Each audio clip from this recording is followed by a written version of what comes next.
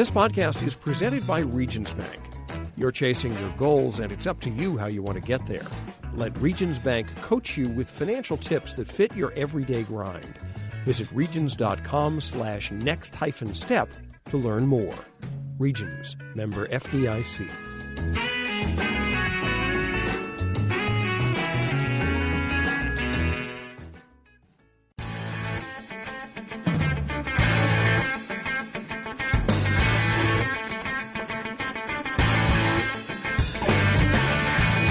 Hello and welcome to the AP Top 25 College Football Podcast. I'm Ralph Russo, the college football writer with the Associated Press.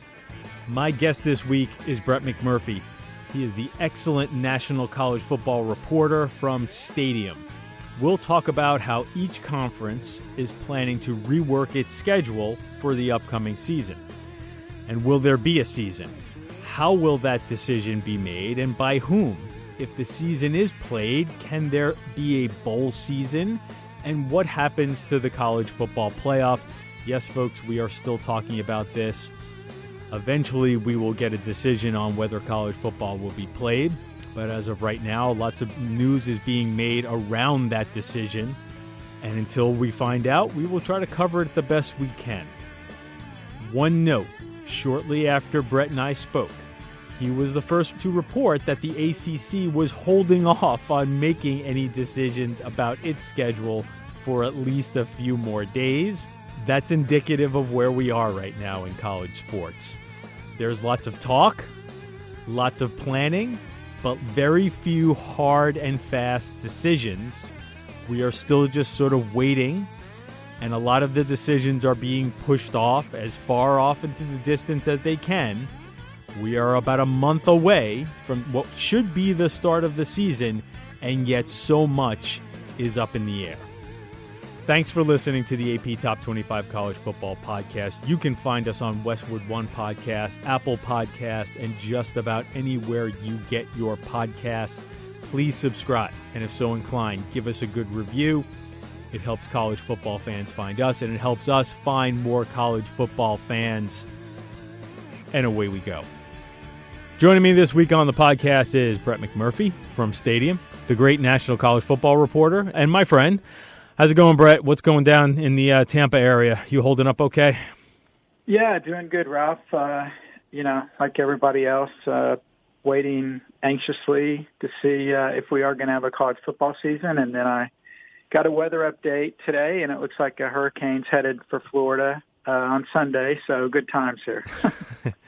Yes, yet another thing Mother Nature is throwing at you. We're recording this on Tuesday afternoon, so my guess is when you're listening to this, a lot of the stuff that we're going to start talking about has either come into place or is about to come into place, because this is going to be has the potential to be a pretty busy week and a half here in college football as far as plans being made. The most interesting thing, quite frankly, as far as scheduling, I think, so let's start in the ACC, because we could know something by tomorrow, is this idea that after 133 years of football, Notre Dame might be playing in a conference this year. Now, it seems to be only a temporary solution, so don't think that this is a permanent thing. But let's just start with that, Brett. It sounds to me like this is probably going to happen. What are you hearing? Yeah, that's what I reported, a few days ago. I know you reported it also. Yeah, I mean, basically, as you stated, it comes down to finances. And if you can figure out how to make Notre Dame whole with the NBC deal, if you can figure out how to make the ACC whole with the money potentially from the Orange Bowl, if Notre Dame went there, and a number of different factors, because Notre Dame already receives money from the college football playoff, which I'm sure they will figure out a way to make this work, then, yeah, I expect Notre Dame will play either an exclusive ACC schedule this year or certainly the majority of ACC opponents. Maybe they keep the Navy game. Maybe they keep Arkansas. But, yeah, they will be counted on in the conference standings. And, I know people have asked me, well, shouldn't the ACC have held out? Shouldn't they force Notre Dame? Look, we'll let you join this year, but you got to join full time. I understand that line of thinking, and certainly, you have the advantage now if you're at the ACC. But if you take a step back, that's really not a great look. Hey, we're in the middle of a pandemic, so we're going to put a gun to your head and force you to join the conference long term. So I think they'll gain more from doing it the way it is. And, who knows? Notre Dame likes how it plays out. Maybe this happens somewhere down the road. I don't think so. I think basically, when Notre Dame joins a conference full time, the world will end. And so I think that's a few years down the road. At least a couple of years down the road, the way things are going, right? No, I mean, you pretty much nailed it on the head. Like, look at what it would take to get Notre Dame even in a conference for just a couple of years. I personally think, and listen, this is nobody telling me this, but I actually think you brought up a good point about sort of the, hey, you've got the leverage. Why don't you use it if you're the ACC? I personally think Notre Dame wouldn't do it. I think they'd walk away and try to do the best that they could with what's out there between the American and some Big 12 games and things along those lines. I think Notre Dame could piece together a schedule without the ACC. I just think they'd rather do it with the ACC because they've got a good partnership there. And you also, it's, again, long-term business decision. I think everything that's gone on with the ACC and Notre Dame is the ACC positioning itself so that if Notre Dame does decide to make a long-term move, it's the obvious choice to just join the ACC. Right, and as you know this, they're contractually obligated. If Notre Dame ever decides to join a football conference, I think it's through 2035, 36, something like that, that they have to join the ACC. So if Notre Dame woke up tomorrow and said, hey, we want to join the Big Ten, they can't. So, and also that's not Swofford's personality to force them to do something like this. And like you said, I think long term it benefits them more to just say, hey, they're already like a half brother, if you will. They're a conference member and everything but football. So certainly you're not going to treat somebody like that. But you're absolutely right. If the ACC did force them into that corner, Notre Dame would say, okay, fine. Well, we're already playing 6 ACC teams in the non-conference, so are you going to honor those or pay us the buyouts, and we'll go find other games from the Big 12, the SEC, wherever we can. So let's bounce to some of the other conferences. I'm pretty confident we're going to get that from the ACC on Wednesday. I'm also pretty confident we're going to get a word out of the Pac-12 by the end of the week, because the Pac-12 basically said when they came out and said on, gosh, it was like 3 weeks ago, though it's hard to measure time these days. When they said they were going to go conference only, they also acknowledged, hey, we'll get back to you by the end of the month. Well, the end of the month, I believe, is Friday, and we'll tell you what we're going to do. Again, reporting there by you and others, and John Wilner, especially down at the San Jose Mercury News, has been 10 games. And that's sort of been assumed, too, that they've already played 9, add one more, delay the start of the season. It certainly sounds like that's the place where the Pac-12 is going to end up. Yeah, it really is. And it's funny, you look at their schedule, and basically, Wilner obviously broke the story that they would have the 10-game schedule. I was able to track down who those additional, that 10th game would be against. And when I was reaching out to some people at various schools, they basically said, look, we don't play this school. And I didn't think of it that way. I mean, basically, every Pac-12 school will play every other league member but one. Right, right. Because they only have 12 members. So, I think it's great for the Pac-12. They'll obviously, look to delay the season. And one thing that, Wilner has brought up in the past couple of days, he's obviously the best source for the Pac-12, in my opinion, is that, and Larry Scott told this to him, he told it to me, he may have even told it to you, he was very clear that the students needed to be on campus for the Pac-12 to play games. Now, Bowlesby for the Big 12 has kind of gone back and forth on that, where it's not that critical. But Larry Scott was very clear, we need to have our students on campus. Well, now as Wilner's has reported and tweeted out, there's some schools in the Pac-12 that are going online classes only, or a high majority of online classes. So now it's almost like the Pac-12 has changed their tune. Ultimately we got to see if they're going to go forward with that or not. But yeah, the Pac-12 looks like they'll go with 10. I reached out to some people in the Big Ten the other day, and they claim that they don't know how many games they're going to play, but I think they're going to play 10 also. But that looks to be the scenarios for the two leagues that announced early. Yeah, the Big Ten has been particularly coy, I've noticed as well, as far as even timing. It would make sense that they would have something done by the end of this week.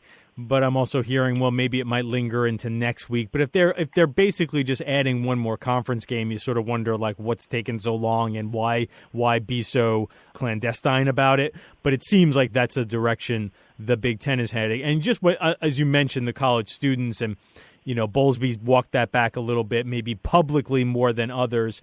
But frankly, that was the line that they were all sort of using. So I don't know if I want to hold Larry Scott to it more than others. I felt like that was the general stance from just about all the commissioners at one point about students on campus. And then what we did was we simply redefined what that means, what students on campus means, right? Like the campus buildings are open and there'll be some students in campus housing. So doesn't that count? Right. No, you said the key word there, some. Some students, and that's never been defined. And look, it's fine. I have no issues with it. But they did go, and you're right, all the commissioners did go from the fact, no, we need our student bodies back on campus, which the way I interpreted it was, okay, all 20, 30, 40,000 students will be back on campus if we're going to have college football. And then it kind of transferred into some students. Well, some students could be 12, 100, 1,000. I don't know, but that's kind of their way to, I don't want to call it a loophole because it's not a loophole, but that's kind of their way to justify it. But look, as you know, ultimately it's not up to Larry Scott. It's not up to Bowlesby. It's not up to Greg Sankey. It's up to the university presidents and what they're comfortable with going forward. And that's what nobody's really, nobody has a clear-cut idea yet until I think we get a little bit closer. Me, frankly, I'm pessimistic because I don't think these presidents are risk takers, and I don't think they're going to take a chance when they sit there and they can't have entire student bodies back for in-person classes. You've got all these social distancing measures. Mark Emmert has told people a couple weeks ago if they had to cancel the fall sports season, they would do it. If they had to do it now, they would do it. What has changed in the past week? Nothing really. So it's just going to be surprising to me if the university presidents are okay with not having full stadiums, full classrooms, canceling fall sports, but say, you know what, let's go ahead and play football. Yeah, muddling through a season, which almost everybody, and I literally just before I started recording with Brett, I got off the phone with two university-level doctors, team physicians, working on another story, and frankly, their message was a little more optimistic, but I also... You're right. It's not their call. It's ultimately the president's call. I wrote about that. Gosh, I feel like it's hard to keep track of time. 100 years ago. It was 100 years ago in April, in that assessment that this is not a risk-taking group, the presidents. These are not people who rose to their high status by being envelope pushers, right? This is not necessarily the way that they go about things. So I think that's a fair point, the idea that there's sort of a conservative nature. And also, I guess it's also the idea of, because even when you talk to the doctors, they'll talk about, hey, it's going to be a little tough and there's going to be cancellations. And again, it's that whole idea of muddling through the season. And I wonder when the university presidents sort of have to grasp that, what that looks like and what that means. Like if I'm one of those doctors or one of these commissioners and I come to my university president or an AD and say, listen, we're pretty sure we can get through the season. There'll be some postponements and we'll have some some positive tests. But ultimately, I'm pretty sure we'll be able to muddle through it. I wonder how a university president hears that. If they're thinking, listen, yes, we can muddle through it, but I don't want to muddle through it. We don't want to muddle through this. We want to actually have a college football season, and muddling through is not necessarily something that's good for our university. Well, and they're also more concerned about PR than a football coach or an AD or commissioner.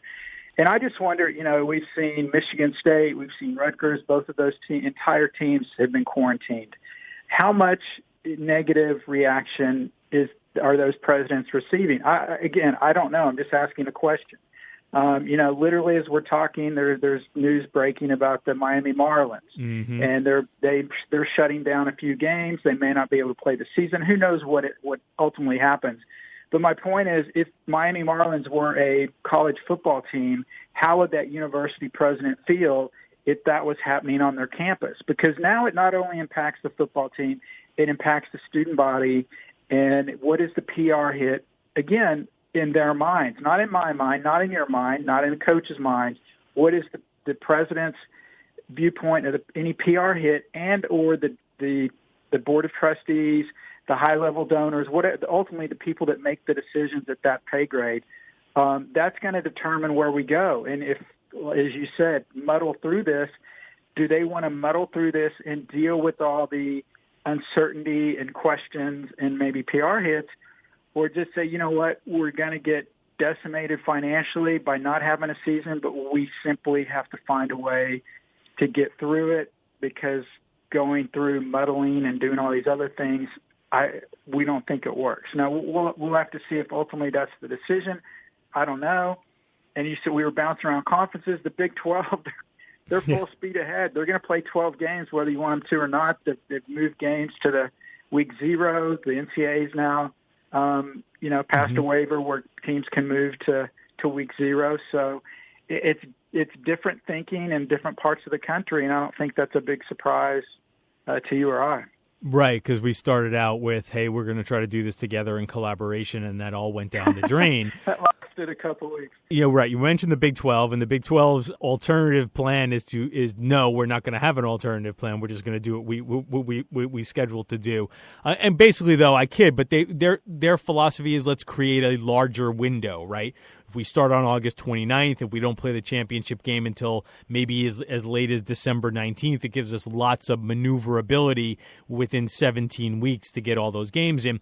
The SEC is sort of the other one that's a little, maybe the most curious at this point, in that, like, we don't really know exactly what's going on there. Now, I've heard that there might be a little bit of a Big 12 sentiment within the SEC, which is, we're going to figure out how many conference games we're going to play. Maybe we'll add one more, because we've already had teams that lost games. So if we add one more conference game, that gives a little more certainty. But as far as non-conference games, and I've heard this out of the AAC and some Group of 5 leagues too, hey, man, just do what you can. Like, if you can play 3 non-conference games, go for it. And if you can't, well, maybe you only play 2. So the number of league games is set, or at least is set going in, and we'll hope that we get to them. But as far as the non-conference, just whatever works for you will work for us. I don't know if you've heard similar, but what have you been hearing on the SEC? Yeah, well, the SEC, I think, look, I know that not only the SEC, but the other Power 5 leagues were, I don't know if pissed is the right word. Let's just say disappointed that the Big Ten jumped the gun and made their announcement. Yeah. I know you heard the same thing. It wasn't a surprise that the Big Ten was going conference only, but as you referenced earlier, the idea was the Power 5 leagues would all come out together at once and say, here's what we're going to do moving forward. Now, each league may have had different schedules, different dates, number of games, whatever, but they were all coming out together.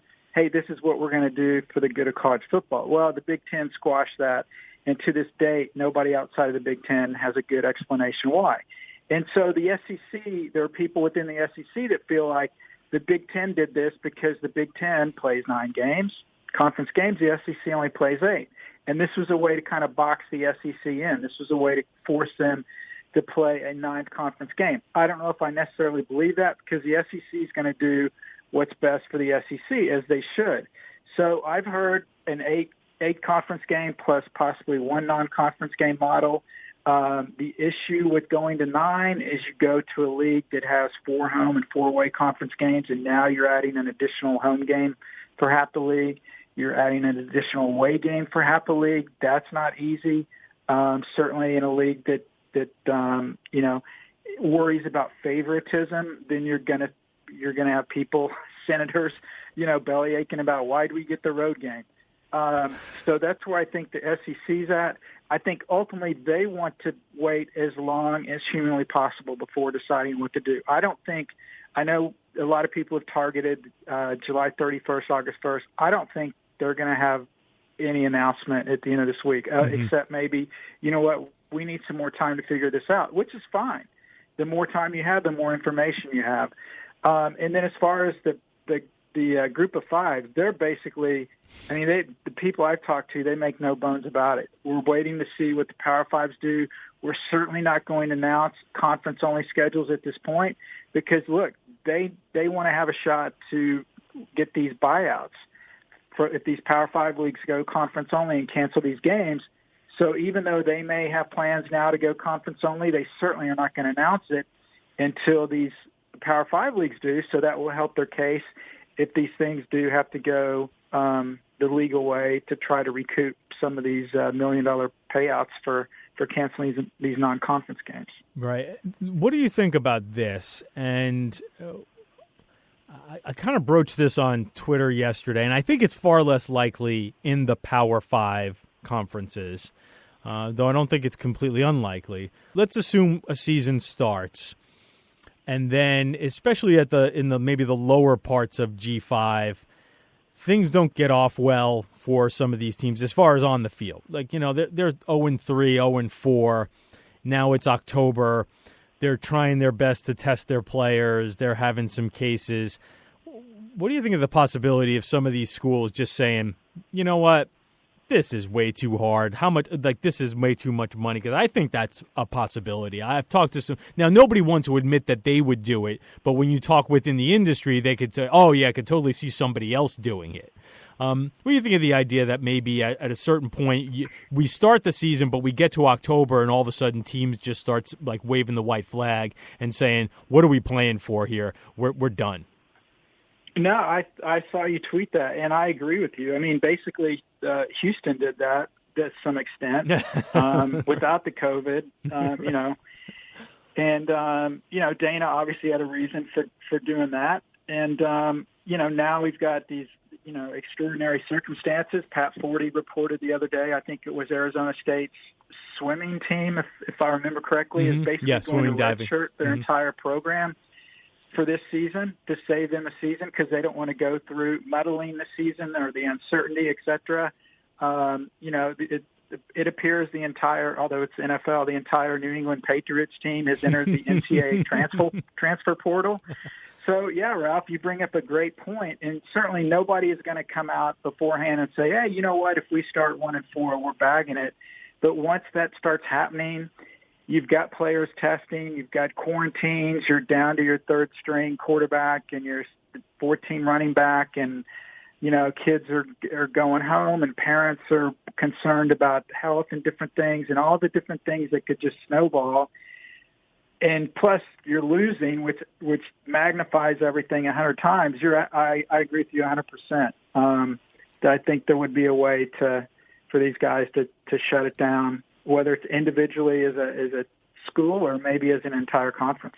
Yeah, it's interesting because I could also see it, you know, listen, these coaches are always looking for an angle. I could probably, and I won't, I don't know if it's fair to do, so I won't, but I could probably come up with 2 or 3 teams that were sort of suggested to me of like, oh, they would totally love a developmental year, and it would absolutely behoove them if they could just like redshirt their whole class, not play any games, and come back next year, and even have some of their upperclassmen be granted extra eligibility. I mean, you know, I've talked to a couple of ADs about this, about other teams, so I don't necessarily feel if it's right to throw those teams out there. But you could identify, trust me, if you're a big college football fan, open up Phil Steele's and start flipping through and think about like which teams for which not playing this season or playing only a couple of games and then just bailing, where that would be a benefit for the development of their program to not have to go 1-11 this year. And certainly, I'm not going to say you're going to rig the numbers, but certainly there are going to be enough positive COVID test where you could simply say, look, we're shutting it down. We're afraid of the safety. And also the thing, and I've had a number of group of 5 schools reach out to me and say, hey, we're tired of this narrative that we can't afford the test like the Power 5 can. And I will side with them that, yeah, they can afford it like the Power 5 can.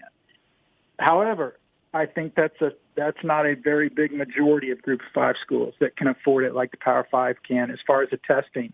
So sure, you could have some schools say, look, we can't test as frequently in different factors, and for the safety reasons, we're going to shut it down.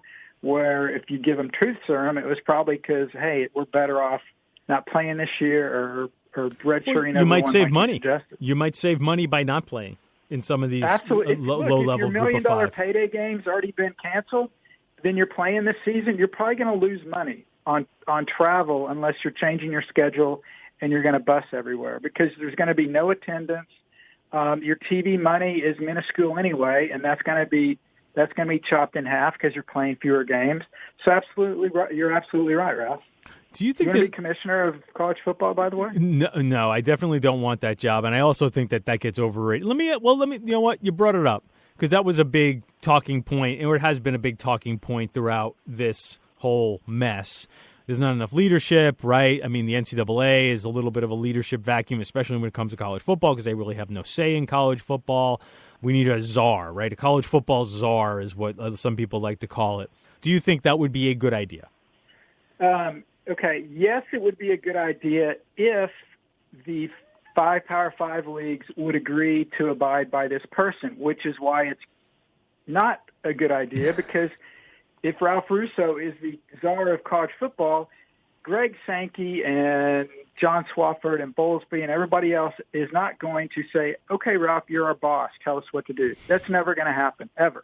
So while I think it would be good if you had somebody in that position, you're never going to have these Power 5 leagues basically anoint someone to determine what's best for their league. Look, all those commissioners do what's best for their leagues, as they should. I have no issues with that.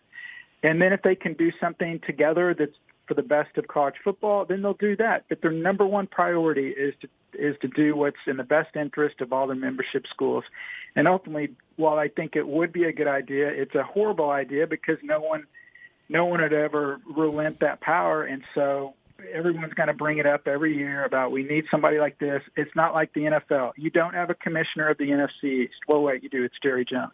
But the other leagues, you don't have a commissioner of the NFL of every division. The same way you're not going to have a commissioner over college football. If you want to peel back one more layer, it goes back to our conversation about the presidents, because really the commissioners answer to the presidents. Would have to prove it, right? Right. You're absolutely right. And the presidents, one of the major problems with college sports in general, where people start banging their heads about why doesn't the NCAA do this, and these college presidents do not want to be told what to do with their campuses, not just within sports, but with their campuses. I mean, that was the whole essence of the North Carolina issue and why the NCAA couldn't really enforce the North Carolina academic scandals, because it became a campus issue. And once it becomes a campus issue, and the other part of it is, not only do they not want to be told, but they have a sort of an agreement within the group of like, I won't tell you what to do with your campus, and you won't tell me what to do with my campus. Cool, right? Yeah. Yep, you're absolutely right, because every school has different entrance requirements and all those different things, a laundry list. And you're right. That's the best way to sum it up, is the presidents would never go for it.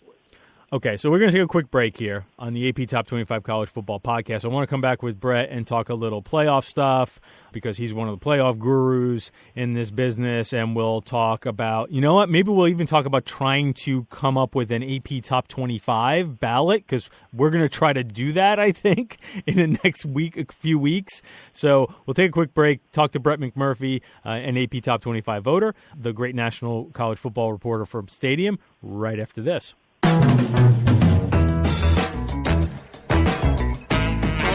This podcast is presented by Regions Bank. You're chasing your goals, and it's up to you how you want to get there. Let Regions Bank coach you with financial tips that fit your everyday grind. Visit regions.com/next-step to learn more. Regions, member FDIC.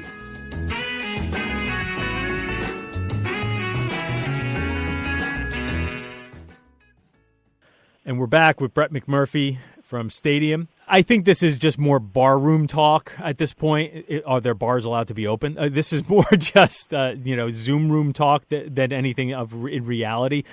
But the idea is like, hey, if you're going to have this season that's going to be conference games only in a lot of conferences, and and shortened seasons and not the same amount of games, how do you conduct a playoff? Now, the playoff is so damn far away, who knows if we even get to it. But my standard answer is like, the playoff will work with whatever regular season has because they don't really care. Like, they're just going to make it work. So what do you think? Do you think there would actually be any alterations to the playoff short term? Do you think that's even possible? I find that I don't think it's impossible. I don't think it's very likely because one, kind of how the presidents you have to agree to have a commissioner. You're going to have basically ESPN's going to have to agree to say, okay, we're going to have an additional round of playoffs and we're going to pay an additional X amount of money, which, surprise, surprise, college football all comes down to money.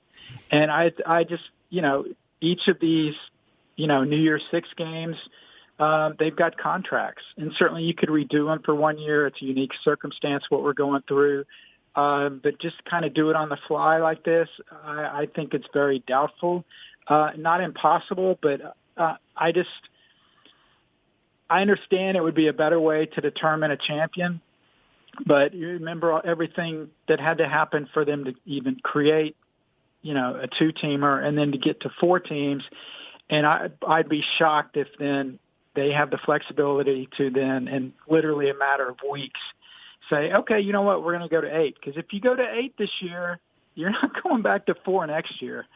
There will be too much of an outcry, and I think that's a big concern for these people. And again, the university presidents at this point right now do not want an 18 playoff.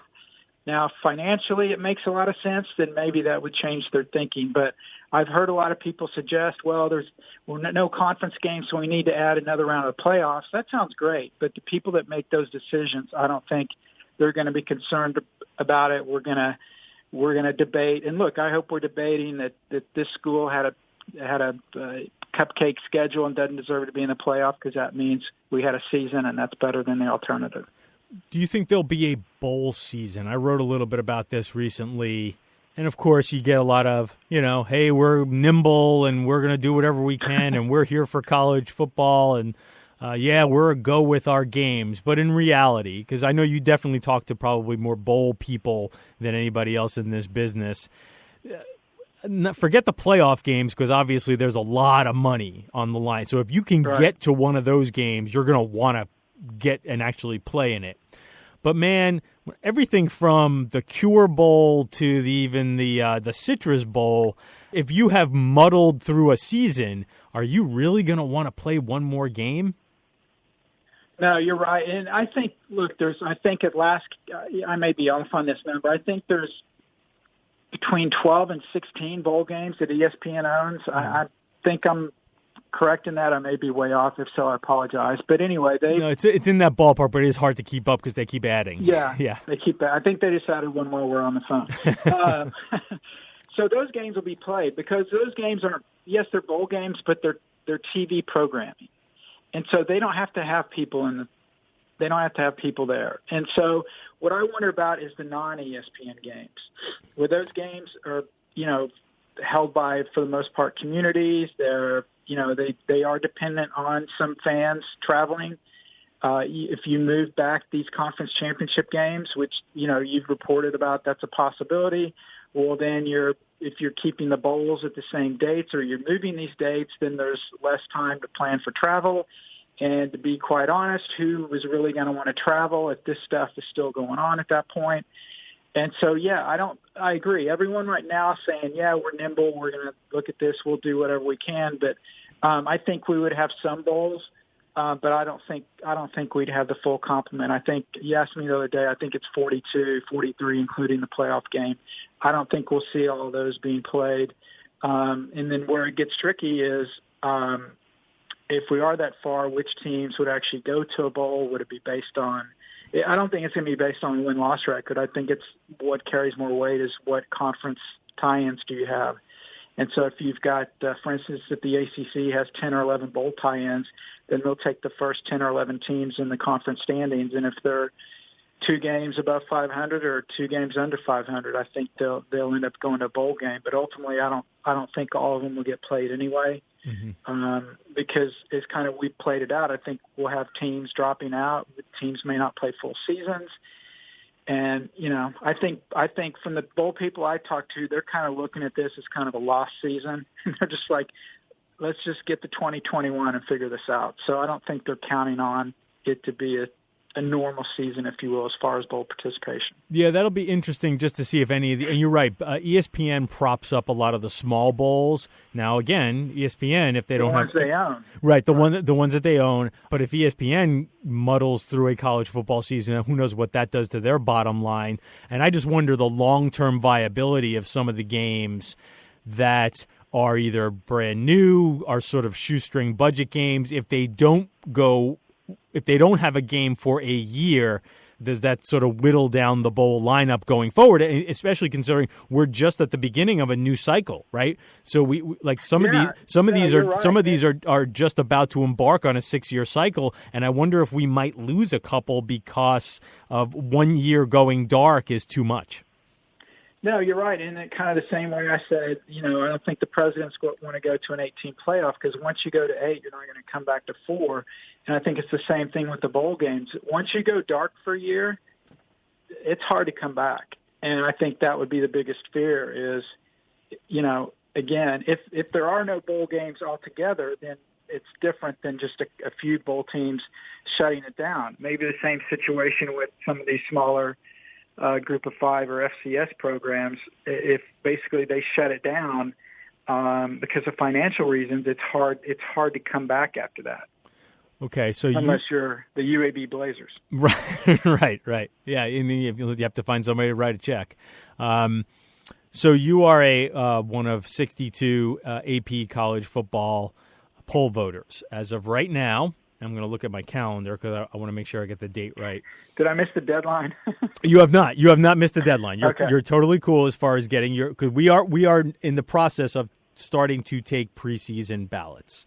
I think the polls open, I believe it was on the 27th, and they'll be open till early August, with even the ability to, if something comes up, voters could even tweak their votes if they get in touch with me. But I think there's about a week for people to vote.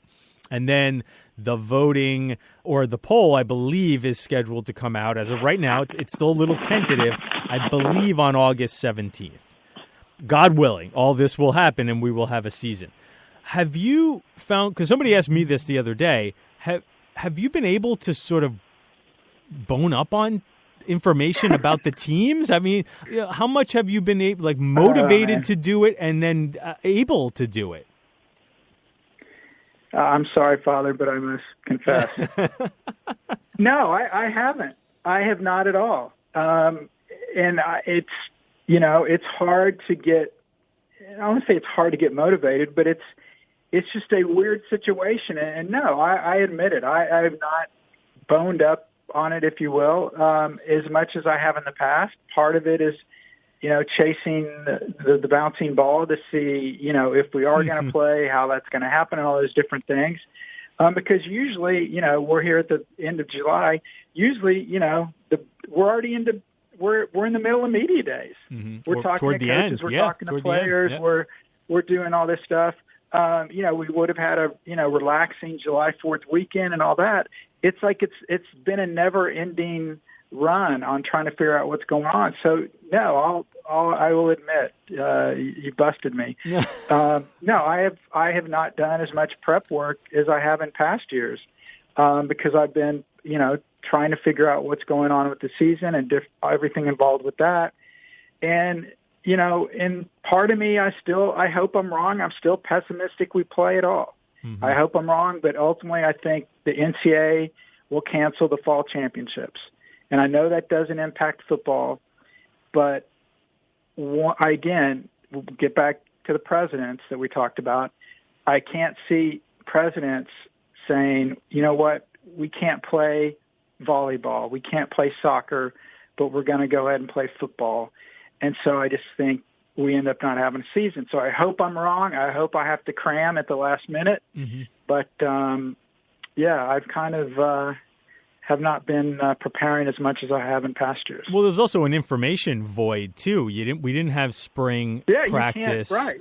And again, not that we get invited to a bunch of spring practices because That's not the way it works, right? They're all closed. And, you get to talk face-to-face with these guys at media days, and you get to talk to the players, and you get a lot of insight that way. And, and now that's kind of not there. And I think that information also seeps out too, right? I mean, you read up on the beat writers who you trust who cover those teams, and you hear reports about things along those lines to sort of keep the way we do. We try to keep track of the whole country, pushing storylines and all that. Yeah, I've not got one storyline from any of. I saw your tweet the other day. Miami named its starting quarterback. I was like, really? Yeah, right. It's almost so. There's just for what year? There's this incredible information void that's going on right now. That is weird. That's just weird for So yeah, we'll all pull out our Phil Steele's and our other magazines, and we'll try to look at the rosters and look at what happened last year and do the best we can. It's always a little bit of a guess. I mean, it's always a guessing game anyway, but even more so this year than in the past. So, yeah, you're not as confident. I don't know. My confidence waxes and wanes from day to day. Me too. I go from really optimistic to, oh, my God, there's no way they're going to play. And it literally changes. It literally changes every day. Mm-hmm. Yeah, I think the other part of it is, too, there's a certain amount. There's a part of me that is a little more empathetic to the people who are making, or sympathetic, I guess, to the people who are making these decisions, only because it's become very apparent that this shouldn't have been that hard to a certain degree. If the pandemic had been dealt with a little more efficiently, like it has been in other countries, maybe we would be at a point where there would still be some tough decisions to make, and there would still be a bunch of protocols, right, and they would still have to test and all those things. But the more you talk to people, be it doctors, I mean, just like Sankey and others said, it has so much to do with the environment that's around these programs. These programs are doing amazing things to try to keep their players safe, but if there's virus all over their communities, there's only so much they can do. And if testing is limited and things along those lines, we've been bashing the NCAA and throughout a lot of this and lack of leadership. But I find myself thinking Mark Emmert can't control the pandemic. So I don't know what kind of leadership we're looking for here. It definitely could be more. But I also think that ultimately what will undermine this is the greater picture that's going on, the bigger picture that's going on, and as you pointed out many, many times, how that is translated and how that is interpreted by the presidents of these universities. I think it's very simple in that if we saw this at the FCS level, if the major college football programs and universities were not so dependent on the college football revenue, that the season probably would have already been canceled. I don't think it's that simple, but I do in a nutshell. And the only reason that it's still being played out this way is for financial reasons. Again, that's fine. That's okay. I'm not saying that's right or that's wrong, but I think that's why it made it easier for these smaller leagues to kind of pull the plug, because they're not dependent on the monster TV deals like the Power Five and to somewhat an extent the rest of the FBS. Right. So we have examples of how those decisions are being made if there isn't any money on the line, right? So isn't that a tell of what the decision then should be made if you were just making what is the right thing to do, right? Right. I'm not making a judgment. Oh, that's fair. No, that's fair. Yeah. Right. Yeah. No, I'm with you on that. That's fair. People are like, why do you think this way? I'm like, this is not what I think. I'm reading the room. This is what I think the presidents think. Mm-hmm. This is how I think they will view it. And that's why, back in April, I said I didn't think we'd play. I thought it was be for a different reason when the commissioner said every student had to be on campus. Now that has changed. But now I just think, you see all these other things getting canceled. And again, the people that are making these decisions view it as unsafe. You can debate whether it is or isn't. I'm not in on that debate. I'm saying the people that make these decisions view certain things unsafe. And right now, I don't see how it's not safe based on their viewpoints to continue. And that's the only thing I'm trying to figure out. Yeah. Yeah, and I think that's where I am too. It's not a matter of what I think; it's a matter of trying to figure out what they think and how the decisions will be made. And again, if you ask me at different times of the day, I might give you a different answer. Right now, for some reason, I'm feeling a little more optimistic. And when I say optimistic, where I am right now is I think I'll go back to the word I keep bringing up. I think they will try to muddle through it. I understand why you might think that they won't, and the idea that the presidents might not have an appetite for that.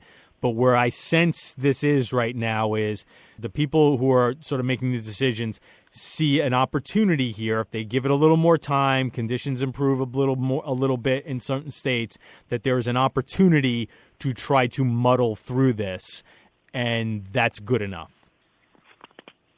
We'll see, though. I think I don't know. We'll know something definitive in the next couple of weeks. Yeah. I think once you get students back on campus and they actually start trying to play football, like actually practice football and see what that looks like for a few weeks in August, I think that we'll get an idea. And listen, maybe we'll all be watching Kansas Southern Illinois on August 29th and just be.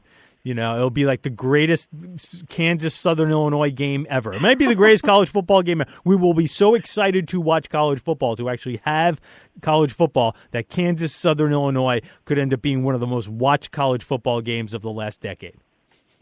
Jayhawks an early 9.5-point favorite for those who are interested.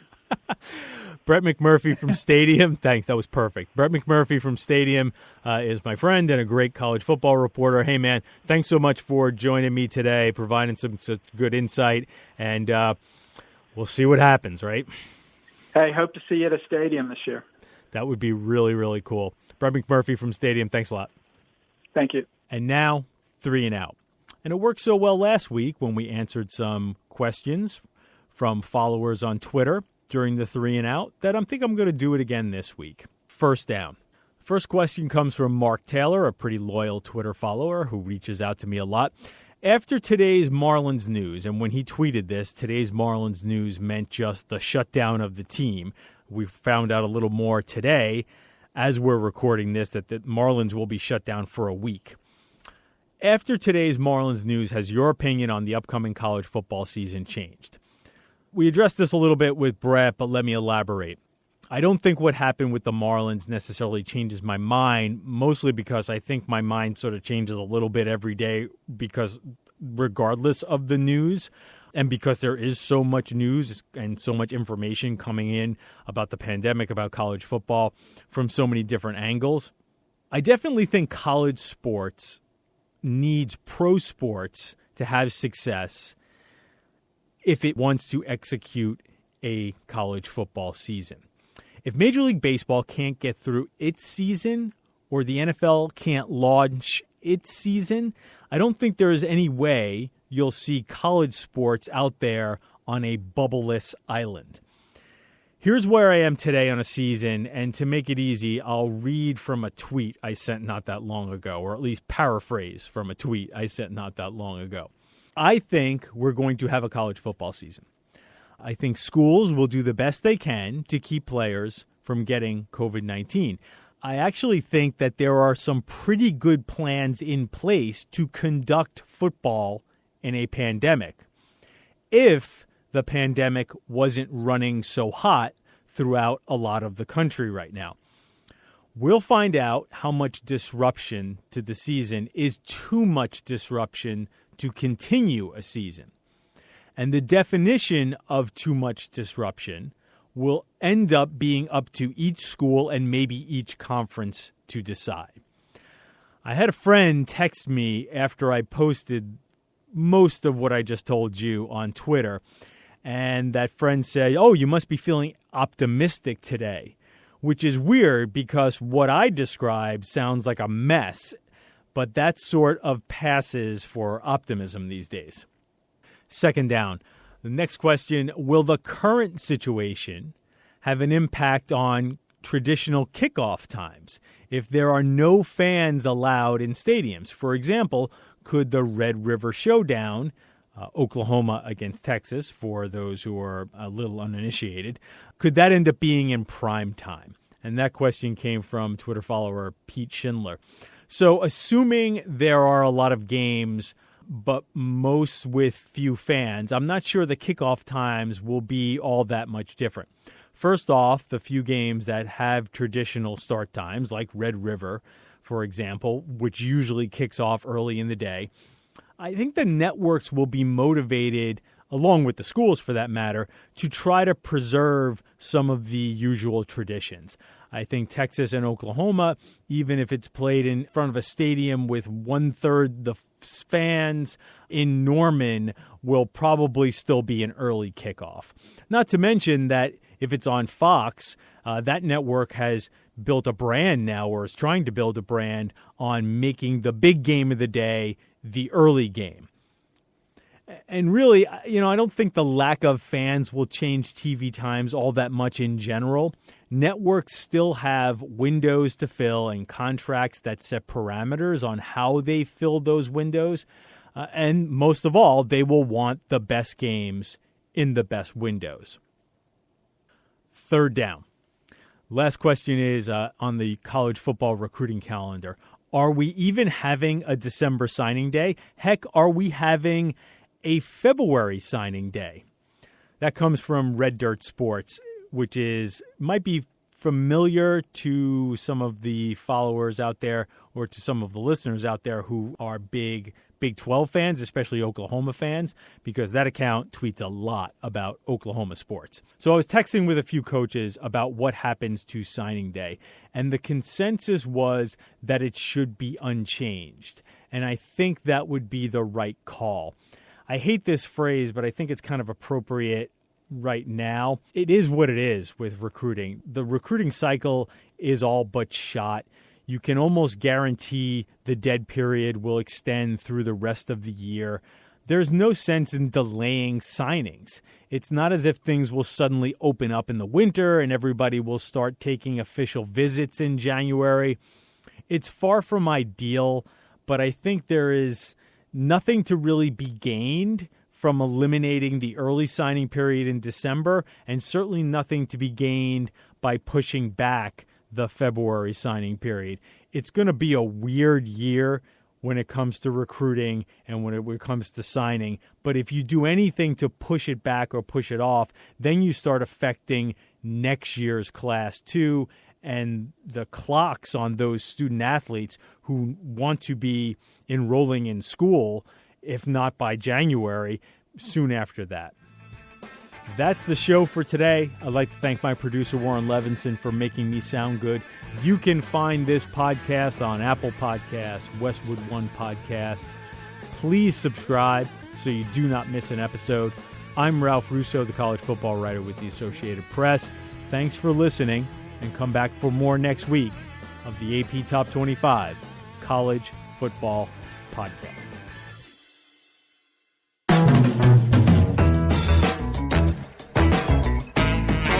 This podcast is presented by Regions Bank. You're chasing your goals, and it's up to you how you want to get there. Let Regions Bank coach you with financial tips that fit your everyday grind. Visit regions.com/next-step to learn more. Regions, member FDIC.